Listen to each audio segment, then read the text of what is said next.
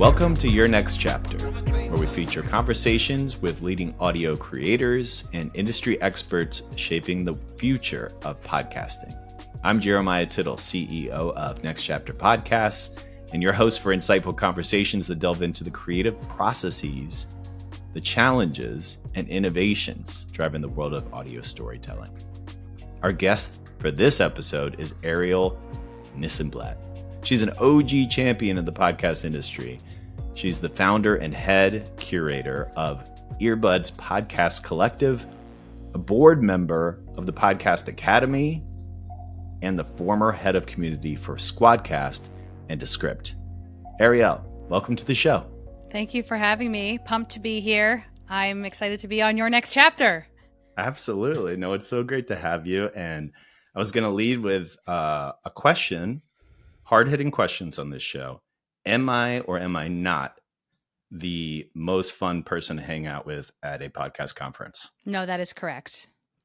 Yes. Ding, ding. Okay, that's correct. The right answer. One for okay. one. Good. 1 for 1 out of you. You're very good at swimming at podcast conferences.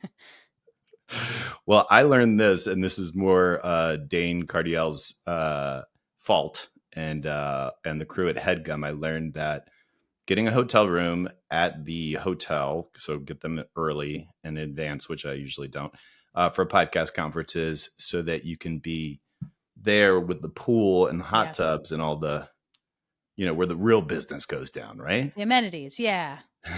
That's where the real deals happen. Yeah. But I'm in London right now, and the last time we hung out briefly was in line, very slow line at a podcast show, the conference in May last year. And they had amazing apps. Like, I was so excited to chow down and get a drink with you, and you were introducing me to someone in line or whatever at the bar. And then next thing you know, I got whisked away by the Evergreen team that wanted to take us out to dinner. Oh my goodness. And so we reunite here. We are reunited here online, where we were meant to be. But I have a lot of hard-hitting questions for you, harder than the one that I gave you prior to that. I'll strap in. Strap in. But this is your next chapter, and such a perfect time to have you on the show. But before we get to the your next chapter question, which we ask all our guests, which is the real curveball, maybe not. I want to know about Descript and the Squadcast announcement after nearly 5 years working at Squadcast, which was bought by Descript last summer. You recently announced your departure from the company. I was curious, what prompted the transition for you? Transitions in general. I feel like the fall is randomly a time of transition. I know a lot of people see January as that time, but for me, traditionally, changes take place here, and I think it's beautiful. The leaves are changing, and so am I. Let's see. I started at Squadcast in 2020, and it was my first time working for a SaaS company, software as a service, and I had no idea about the world of software. I didn't know when people talk about shipping products and launching and all these different engineering terms, a sprint, for example. I had no idea what that meant. I could conceptualize it, launch, great, you're launching a new product, but I didn't know the actual buttons that you press to make that happen. So when I started working at Squadcast, big transition for me. I was on the people side of things. I was doing marketing and community management, but I was also, because it was a small team, communicating with our engineers, trying to figure out when things were launching so that I could think about marketing strategies to get them out to our users and beyond. And that was a really fun job because with the small team, it allowed me to learn on the job, and it allowed me to ask questions of my bosses and also of industry peers. And I really, really enjoyed that. And then, so that went on for about 3 years. And then in June of 2023, it was announced that Squadcast was going to be acquired by Descript. And that's what you just mentioned. And that was a very exciting thing for me too, because I'd been at this company for a few years and I had a lot of fun at Squadcast and made a lot of connections and made a lot of really great headway on establishing Squadcast as a brand that people need to know about in the podcast space. And I was also excited to move to a bigger company that had more coworkers for me, that had a retreat once a year that I could go and meet my coworkers in real life and go to podcast conferences and represent Descript and Squadcast. So the reason Squadcast and Descript came together was because it's a perfect handshake situation there. Descript is an audio and video editing app with a whole lot of other tools in there, and Squadcast was a remote recording app. And I say was because I'll get to it in a second, but it makes so much sense for Descript to acquire technology that they didn't already have built. So when I started, I joined the community team with Christiana Cromer, who's amazing.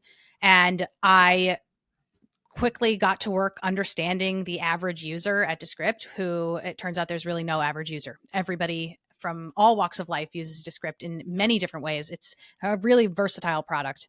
So I loved learning how to use it and using it for my own podcasts. I have a bunch of podcasts about the podcast industry. And I also really loved using it because the community of creators that surround this product are very helpful with each other and just really want their creations to reach more audience. So they understand that they need to be collaborative in nature with each other. So it's really a pleasure to work in podcast SaaS companies. However, after 5 years almost of that, I was ready to move on to something a little less technical. I was ready to move on to something a little less technically focused. Sure. And I'm making room for that in my career now by stepping away and doing some thinking. And that's a long way of me saying I was at Squadcast. Now I am not. No, I appreciate that. I mean, just from my career, I was always a producer, a little bit in TV, but mostly radio, and from Sirius XM to other places. And when I had the opportunity to move to San Francisco and work at TuneIn internet radio, I mean, it was more a tech company than any other media company I worked for. Working at Sirius XM, yeah, we had satellites in space, but like the division was so separate from the producers and content team, programming team, that I didn't really have to interact with anybody on the tech side, any engineers or anything like that. I was always in awe of them from afar, but when I joined TuneIn, they're everywhere. There's engineers everywhere. It was an app first, and then they got into content, and then I joined. So I did have some interfacing with the engineers, et cetera. But that's a special skill in its own right. Product management or communicating across those boundaries is a whole different world. I'm sure it was challenging in some ways. When I first started a Squadcast, we only had audio recording. We always had the ability to see each other while we were recording, like Zoom, but only the audio was being recorded. So people could only download the audio and manipulate the audio and upload audio-only podcasts. You could not get clips from video, and this was 2020. But in 2021, we launched video recording. And of course, you could then download those videos and make an entire video podcast if you wanted. But I remember when I first started, I thought I was so slick. I was like, I'm in touch with the community all the time. And the number one thing they're asking for is video communication. So can we have that done by next week? And, and my coworkers were like very kind about it. They were like, no, ma'am, no, we cannot. That's ridiculous. But they were nice about it. They were super nice about it. And I learned so much that day. And I'll say I learned much that day, and I learned how to communicate reasonable engineering expectations with users from then on. And I still pride myself on kind of being the communicator between like you said, the product and the people that use the product. A lot of the people that use the product have no idea what SaaS even means. So they need a little hand holding like I did. I actually, that gives me a flashback to, we met with this one prospective partner who had this really cool idea for, I would call it like a choose your own adventure podcast that you could, chapter by chapter. And I don't know, I wouldn't say episode, but by episode, but chapter by chapter, you could kind of manipulate and control with all these different scenarios, like a video game. It was actually a video game creator who was the partner.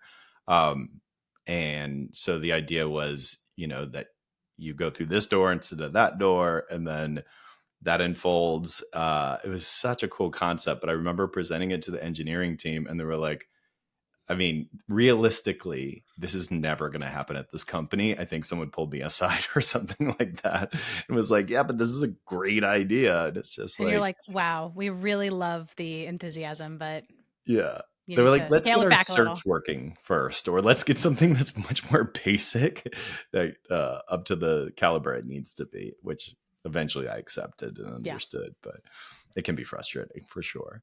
That's really interesting. So curious. So how do the needs of podcasters change through your time at the tech company? I mean, you already mentioned about video, which especially at that time that you started there and it progressed. I mean, we were using Zoom for the 500 in the beginning with, I guess, towards the tail end of working with Spotify before they really got into video seriously.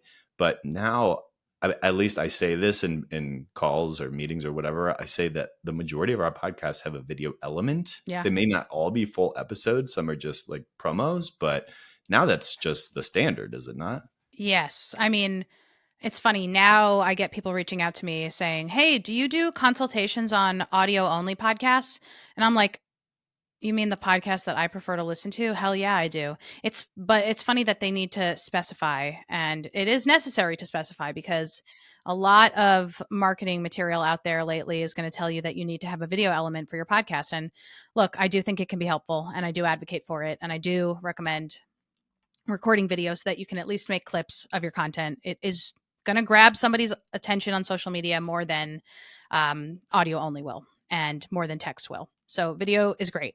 However, I don't think that your entire podcast needs to, from the jump, be a video podcast in every scenario. Not every show lends itself to having a visual component, and that's okay. You know, sometimes the visual component can be a newsletter where you share pictures once a week or something like that. And I think needs have changed in the sense that at first, the people who were asking for video were people who were making video of some sort and needed a solution to integrate it with an audio recording software that they were already using. And now it sort of feels like everybody who starts a podcast thinks that they need video until they're told otherwise. And it kind of used to be the opposite. That's interesting. Yeah. And I know in the beginning there was some resistance from the podcast Illuminati. That is so not the right term. It's really a thing, though. You're in it. I think you're definitely in it. I won't ask for what's on the dollar bill and why it has deeper meaning. Yeah, we're not allowed to tell. No, we're not.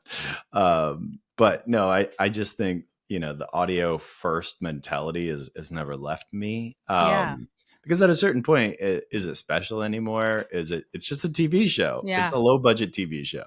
I don't deny that I come across clips and those clips can be exciting. But it's really few and far between that a clip will entice me to then watch the full video episode. More likely, like what happened with Kamala Harris on Call Her Daddy. I've never listened to Call Her Daddy before. I've seen clips a million times. I'm on TikTok just like the rest of the world. I listened to the interview in full. And what was interesting is you can tell that it's made for video when you listen to it. You can tell that the cuts are sort of abrupt and weird. And it's a strange audio only podcast. It works. I think initially it probably was audio only when it was Alex Cooper and she had a co-host. Yeah. Sophia Franklin, I believe. But I enjoyed the interview. I mean, enjoyed in the sense that I learned about how Alex Cooper interviews and some things about Kamala Harris that I didn't know before. It's worth listening to, really, if anything, just to get a sense of how candidates nowadays are going on all of these podcasts, which is a really cool thing. Cool. So many more politicians are going on podcasts as well. Big podcasts, like medium-sized podcasts, like Smartless is a huge podcast. But then like Flagrant with Andrew, I don't even know his last name, had Trump on it. So fascinating to see these people appeal to the demographic of podcast listeners. I just went on so many rants. What am I saying? No, I love it. The one thing, just a quick aside, anytime I hear the name Cooper, and I have only watched Alex Cooper's show, Call Her Daddy, but never heard it. So that's, I'll have to try that out. But I was going to say, anytime I hear the name Cooper, are you an Emily in Paris fan? No. Okay. So sorry. Get the joke then. But the British love interest, he's always like, Koopa. I don't know. I just had to throw that in there. That was unnecessary. No, you need to watch it. It's very bingeable. And it's like candy. I think. Sorry, go ahead. I was just saying it's like candy. That's what I've heard. It's just like visual candy. Yeah. I think video is funny because like all marketing marketing trends where people on the internet are going to say, this is the only thing that will help grow your podcast. It's BS. There's not one thing that will help grow your podcast. It might help. It might help this month, but not next month. You could hit the algorithm gods one month and then not the next month. And it's just very hard to justify, buying video equipment or going to a physical studio every week to, change over from remote recording to video recording because you think that that you think it's possible to go viral. But a separate side to this is that if you get into Spotify's like video accelerator program, which is a thing that exists, I don't know exactly where to find it, you are going to want to record video so that Spotify prioritizes your video. But that's doing things as they come to you as opportunities and not just shooting into the dark and hoping. So I think video is great. I prefer to consume audio only. I like to be hands-free. I like to be eyes-free. But I cannot deny that people discover podcasts via video, and I love that. And the more people that know the word podcast and eventually trickle down to becoming audio listeners or audio sometimes listeners, I'm happy. And this is why executive producer Nick Kastner called you the OG champion of the podcast industry. I read the words, but I completely endorse and agree with Nick them. wrote the words. Love that. But I think you talk about all the different ways, and there's no one way for each individual podcast to promote, and that viral moment is elusive. Yeah. But Earbuds Podcast Collective has got to be one way for people to discover. So how do you approach which podcasts you feature there? Earbuds is my newsletter that I've been writing since 2017. So I've never missed a week. Put it out every single Sunday or Monday. That's my caveat. It's usually supposed to be Sunday, but sometimes I'm tired. Like today I sent it on a Monday. Just can't get to it on Sunday night sometimes. Been going out, I don't know how many weeks that is at this point. It's thousands and thousands of podcasts recommended, thousands and thousands of episodes recommended, more. And there's a lot of content that has come along with it. Like I have a blog where people can submit thought pieces or listicles or combos. I have advertising opportunities where people can get their podcasts or their products featured on the newsletter because there's thousands and thousands of adoring podcast fans who are receiving this newsletter every week. But it's also been a really great tool for me to be active in the podcast space because people know that I have this newsletter and they want to be featured on this newsletter in order to grow their shows. So I will have a lot of people reaching out to me before their show launches, sometimes months before their show launches, to say, hey, can I reserve a week, a few months from now to curate a list so that I can get my podcast featured? And that was the original reason I started this newsletter, was because I wanted to find more quality podcasts to listen to. I was listening to 5 or 6 podcasts every week, and I knew that there were more out there because every once in a while I would come up on a really great episode from a show, but then I wouldn't know how to find more that were that great quality that would really blow my mind the way the other one did. So I thought, let me ask my friends if they have podcasts that blow their mind, and maybe we can have our minds blown together. So I started this newsletter with the idea that each week is going to be curated by a different person and anyone can curate a list. So when you ask, how do you choose?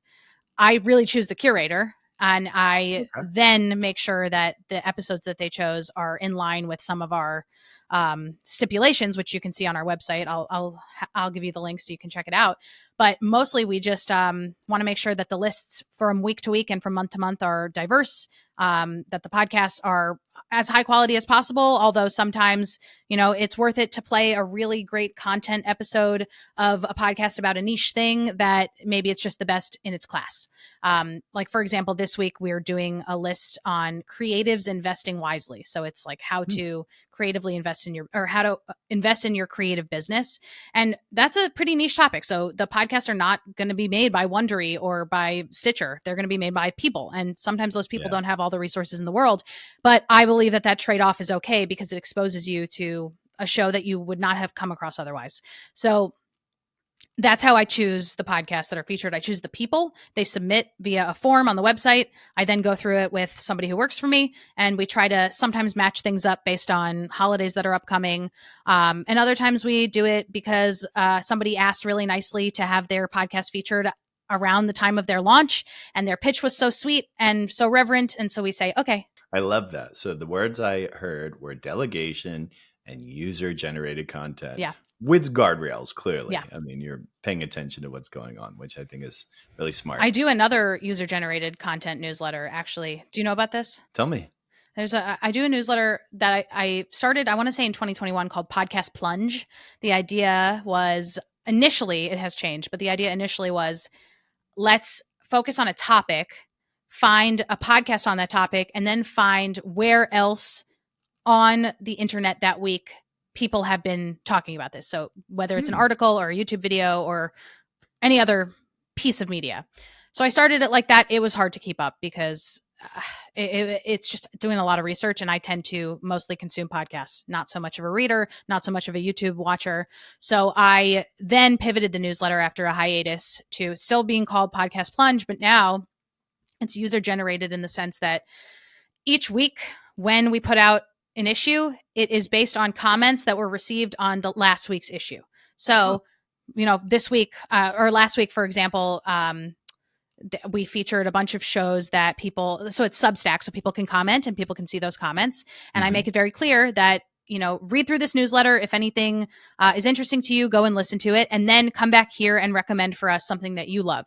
And yes, you can recommend your own podcast, but also try to recommend some other podcasts here and there. And then I take those comments and I make them the next week's picks. So it's just a really cool way, again, of like getting yourself featured or of just like spreading the love of podcast stuff. Well, you're solving the biggest problem in this industry, which is discovery, doing it in a couple different ways, which is really cool. I'm curious what you believe, what is the hottest genre or format in podcasting today? The typical answer is going to be 1, 2, 3, say it with me, true crime. But I don't think, and look, that's always going to be numbers wise what people like. And there is no shame in that. I enjoy true crime, but there's also companies that are shameless about it. And their titles for these episodes and these podcasts are very gory, very bloody. And I just think there's a better way to go about this. And one of those ways that a lot of people have been discovering over the years is to do true crime without the death, which is scams and frauds. So scams and frauds are huge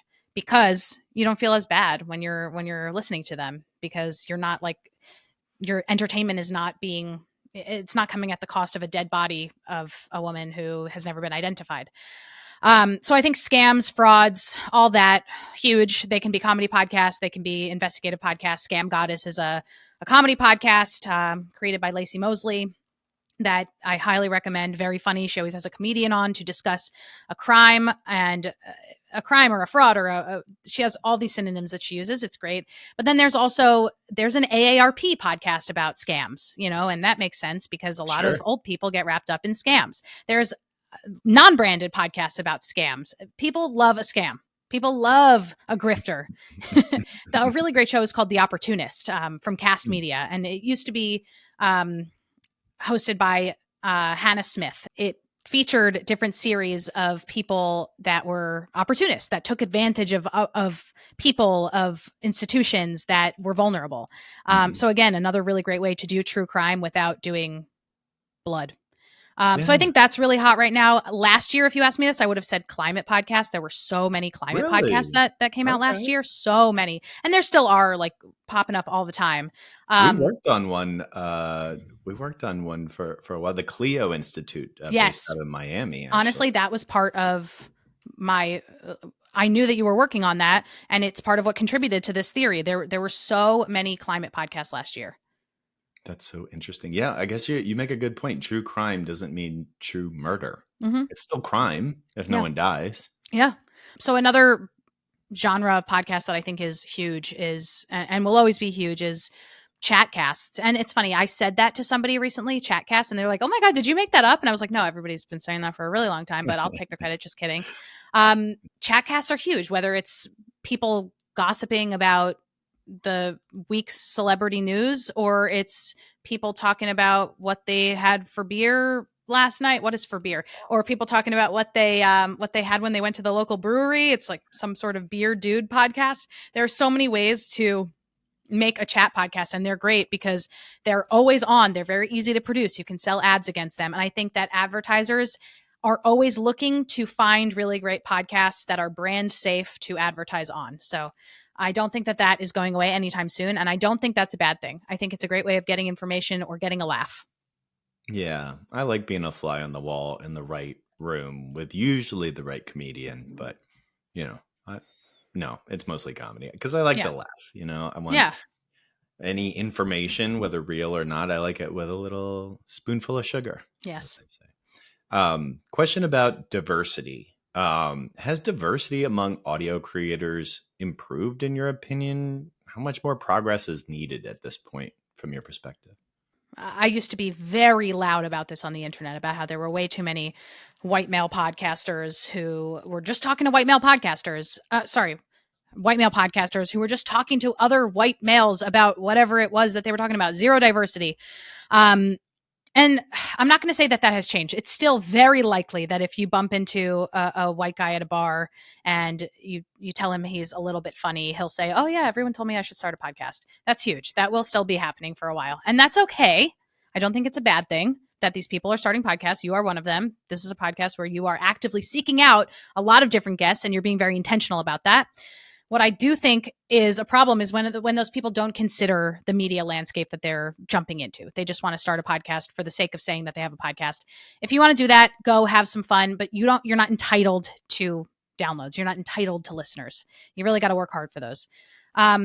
There's still there's still discrepancy in who has access to technology, who has access to learning how to use that technology, who has time to make podcasts. It's just all of this is definitely still going to be a scale that we're weighing back and forth to hopefully offset some of the inequity there.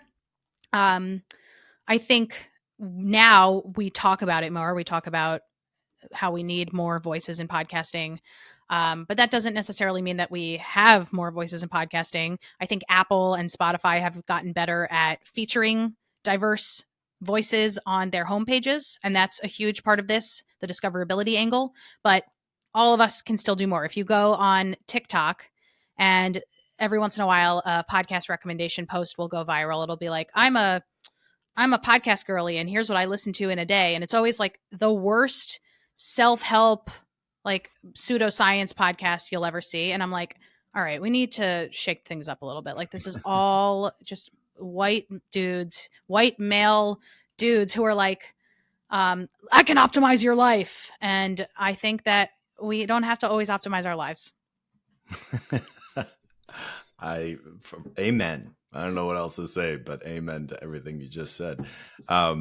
Let's talk a little bit, if you wouldn't mind, about the future of podcasting. Yay. So, we obviously covered, an important subject just then. Diversity, absolutely important, but how else can the industry evolve, in your opinion? We need more listeners. And it sounds so simple. And it might sound like I'm naive, but I really think that we need to spend time teaching people how to find and listen to and keep listening to podcasts that they love. And there are booms every once in a while, right? Like Serial introduced a lot of people to podcasts. And then now there's smaller booms here and there with certain communities. Maybe a podcast about a really famous person from Pennsylvania will go viral and then all of Pennsylvania now loves podcasts or something like that. I'm literally making this up, so I don't have any in mind, but you just never know what's going to attract an entirely new demographic to podcast listening. And I just think, we need more experiments, which we're having all the time because people are starting podcasts all the time. They might just not be marketing the right way, which is a reason that you should come talk to me about marketing. But it also has a lot to do with discoverability. And I think that we have a long way to go in terms of where we are advertising, not just specific podcasts, but the concept of podcasts. Like, I think that we had a really big opportunity a few years ago when Spotify was spending tons of money in the podcast space to not just make content for people to listen to, but to mold some people who do like 90% music, 10% podcast to maybe something closer to 60-40. And I think that could have been done with in-app triggers to help you point in that direction to listen to a podcast, or maybe it's the daily drive, putting more podcasts on than music. a lot of different things that you could do, but also like the New York Times billboards that display podcasts are very helpful because that's just a really great way of getting the word podcast into more people. However, sometimes it doesn't say the word podcast on there and it just looks like a TV show.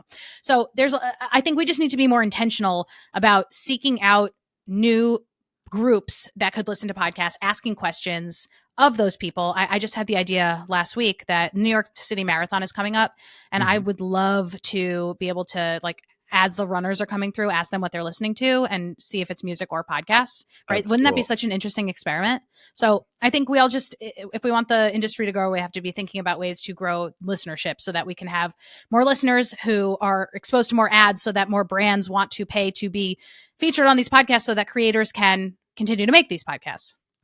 I love that. And I actually, for the longest time, was a music while exercising person. And then just in the last 3 years, I think I've started to use the gym as the opportunity to QC episodes. Oh, so wow. I'll be in there, working out, and like midway through a set or something. And then I'm like taking screenshots of a time code to say like, we need to clean this thing up or whatever it is. So wow.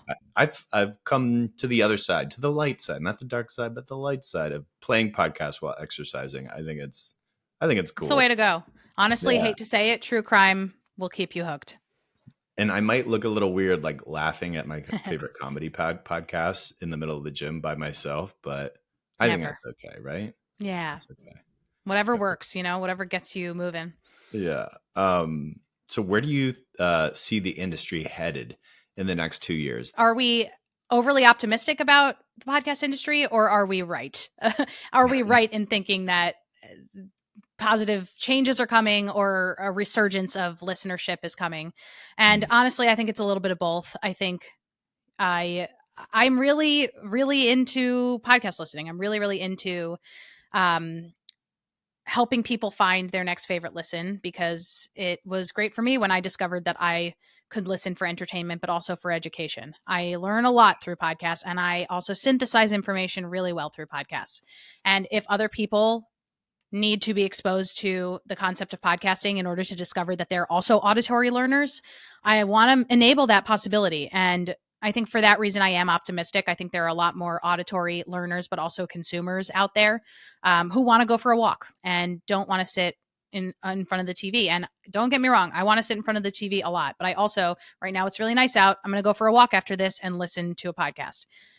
And I think that the future holds more opportunities for us to do what I was saying before, which is like physically being there, teaching people about podcasts. And Lauren Passell and I, who I believe was on the show already, is that right?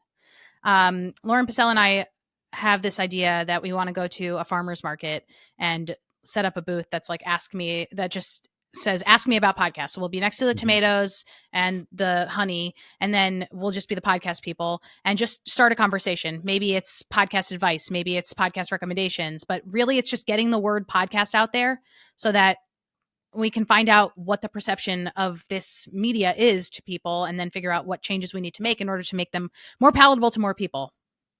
I love that. Boots on the ground.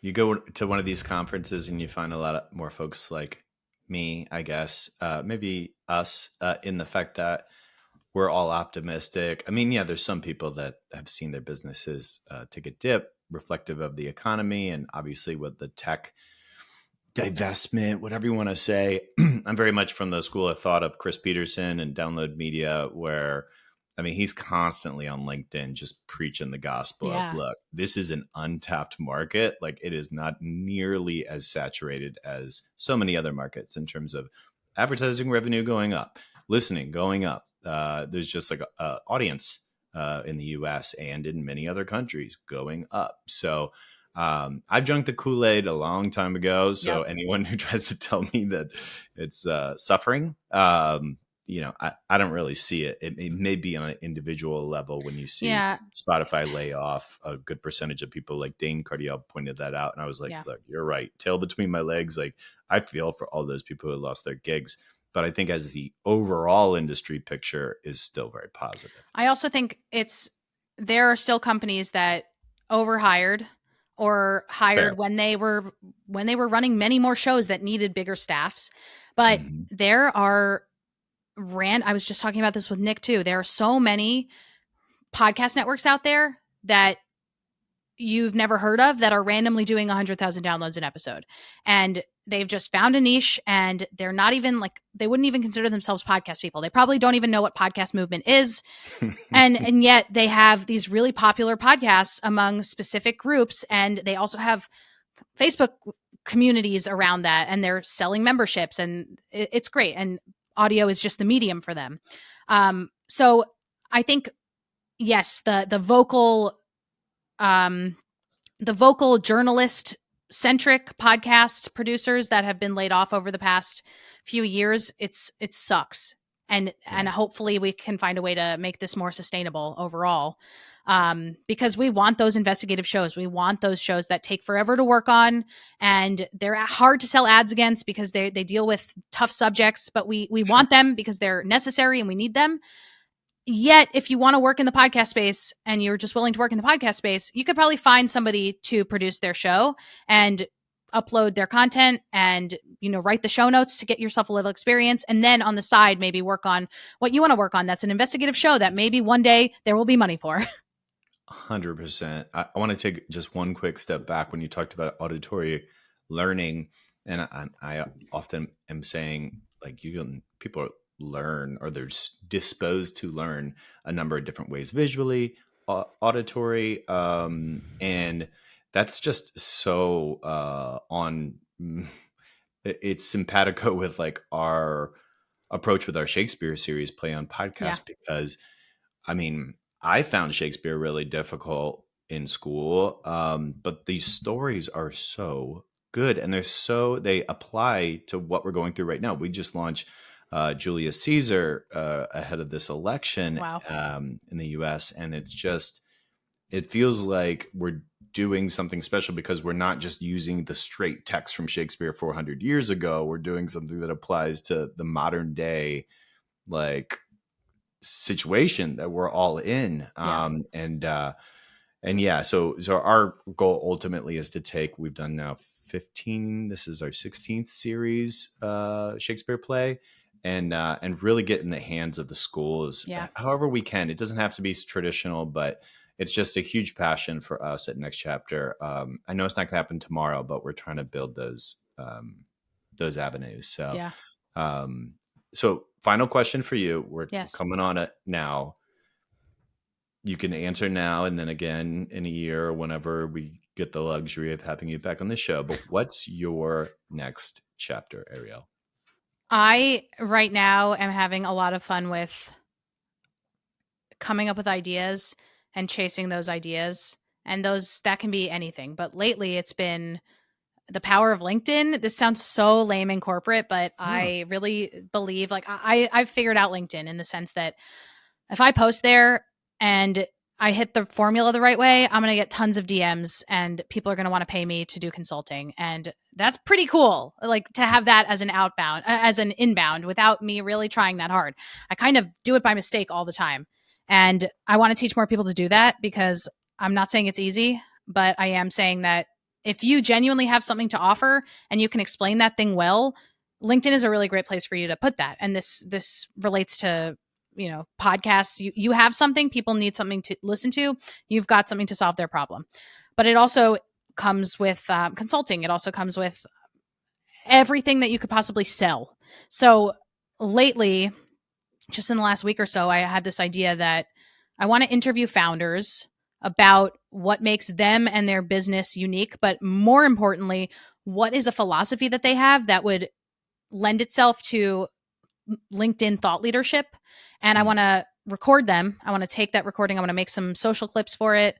And then I want to give them those social clips with some suggested assets for them to share in the post, some written assets, and then have them post. And then it's not as easy as boom, you're a thought leader, but it really does help you develop the necessary skills to show up for your community or your target community on LinkedIn specifically. But of course, these things can be adapted for other social media. So I'm just really enjoying thinking of these possibilities that could help people become more active and more engaging on social media, mostly because I think there's so much griftiness on LinkedIn. So let's get away from that and actually make sure that we are giving people really great information, and not everybody's doing the same post, but instead people are genuinely sharing what is unique to them and to their business.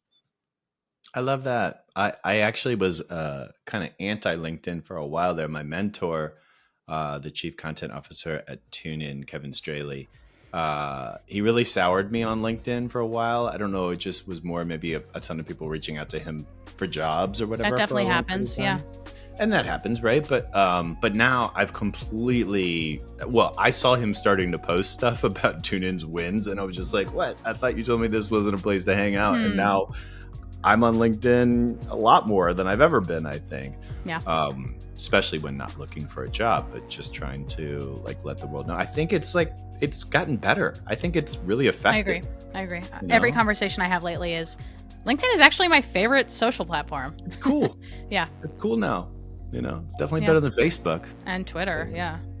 Twitter, it's the worst. This is so fun. I could honestly not just go on for hours, but like, we need to hang out. What is this? Yeah. What is the deal with the 5 minutes in line at the happy hour at the podcast show? But if I'm lucky, I'll see you again this May there. Yes. And I know I won't. If not before. If not before. I look forward to that. But thank you so much, Arielle, for joining. Thank you. And thank you, Nick, for coordinating. Well, this has been wonderful. Thank you for listening to this episode of Your Next Chapter. I'm your host, JT, our executive producer, the aforementioned Nick Kastner. This was edited by Justin Cortese, and we drop episodes bi-weekly. Please follow the show, and thank you for listening.